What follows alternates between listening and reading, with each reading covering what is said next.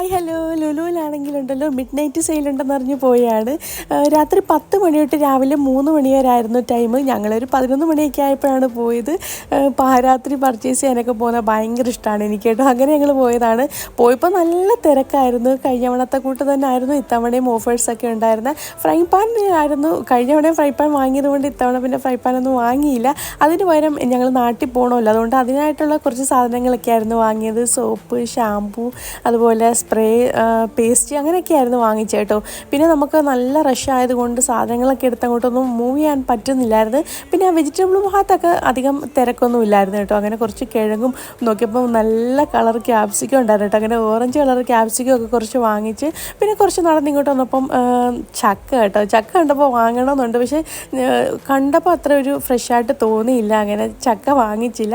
അങ്ങനെ പർച്ചേസ് എല്ലാം കഴിഞ്ഞിട്ട് പിന്നെ സഹിക്കാൻ പറ്റാത്തത് കൗണ്ടറിലെ തിരക്കാണ്.